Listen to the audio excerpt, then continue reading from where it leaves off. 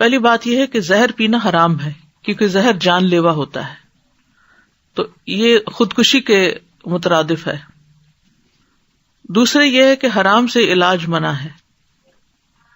بعض روایات سے پتہ چلتا ہے کہ خالد بن ولید رضی اللہ عنہ نے ایک دفعہ زہر پی لیا تھا اور وہ اس کے اثرات سے محفوظ رہے تھے.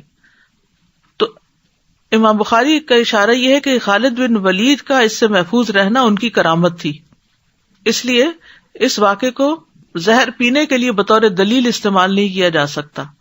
یعنی یہ ہر ایک کے لیے نہیں کہ کوئی شخص پی کے اپنے آپ کو ہلاک کرے.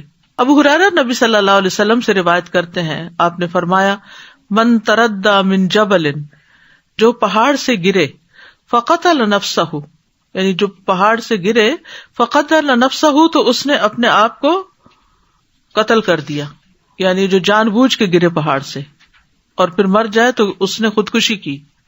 فہو فی نار جہنم، تو وہ جہنم کی آگ میں ہوگا. یتردى فیہ خالدا مخلدا، وہ اس میں ہمیشہ ہمیشہ کے لیے گرتا رہے گا. فیہا ابدا، ابدا ہمیشہ کے لیے، یعنی جہنم میں ہمیشہ رکھا جائے گا، ہمیشہ کے لیے. خالد مخلد ابد، نکلے گا نہیں. ومن تحسى سما، اور جس نے زہر کو گھونٹ پی لیا، فقتل نفسہ، تو اس نے اپنے نفس کو قتل کیا. فسمہ فی یدہ، وہ زہر اس کے ہاتھ میں رہے گا. یتحساہ فی نار جہنم، وہ اس کو جہنم کی آگ میں پیتا رہے گا. خالدا مخلدا فیہا ابدا، وہ اس میں ہمیشہ ہمیشہ رہتے ہوئے. ومن قتل نفسہ بحدیدۃ، اور جس نے اپنے آپ کو کسی تیز دھار آلے سے قتل کیا، فحدیدتہ فی یدہ، تو وہ چھرا یا تلوار یا چاقو اس کے ہاتھ میں ہوگا. یجاء بہا فی بطنہ فی نار جہنم خالدا مخلدا فیہا ابدا، وہ اپنے پیٹ میں ہمیشہ ہمیشہ جہنم میں ہو کر اس کو مارتا رہے گا، یعنی اپنے آپ کو کل کرتا رہے گا. جس بھی کسی چیز سے کسی نے اپنے آپ کو مارا. تو آپ سوچئے کہ یہ جو بہت آسانی سے ہم لوگ کہہ دیتے ہیں کہ دل چاہتا ہے سوئسائڈ کر لوں، یا سوئسائڈ کے خیالات بہت آ رہے ہیں، تو ان کا توڑ یہ ہے کہ انسان کو یہ بتایا جائے کہ سوئسائڈ کے نقصانات کیا کیا ہیں. اتنی سخت سزا تو کسی اور جرم پہ بتائی نہیں گئی. یہاں پر آپ دیکھیں کہ وہ جہنم میں پہاڑ سے اپنے آپ کو گراتا رہے گا خالدن مخلدن ابدن. زیادہ سے زیادہ کیا ہوتا ہے خالدین فیہا ابدا، لیکن خالد مخلد ابد، یعنی ہمیشہ ہمیشہ کے لیے وہ اس میں جا پڑے گا. تو یہاں پر بنیادی طور پر جو بات بتائی گئی ہے وہ یہ کہ زہر پینا خودکشی ہے، اور خودکشی حرام ہے، سنگین جرم ہے. جو پیے گا اور مر جائے گا وہ جہنم میں ہمیشہ کے لیے زہر ہی پیتا رہے گا اور خودکشی کرتا رہے گا، یعنی باقی سزاؤں کے ساتھ ساتھ.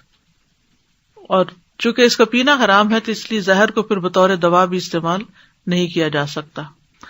یہ سعد بن ابی وقاص کی روایت ہے جو ان کے بیٹے عامر ان سے روایت کر رہے ہیں.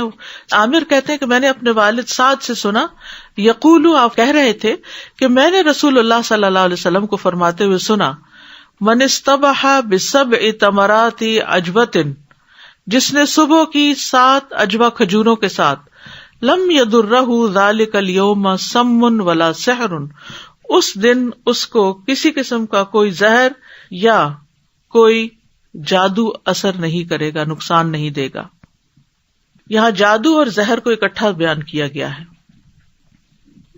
ٹھیک ہے، اس کی وجہ کیا ہے کہ زہر ایک ظاہری چیز ہے، جادو ایک باطنی چیز ہے، دونوں ہی کل کرنے والی ہیں.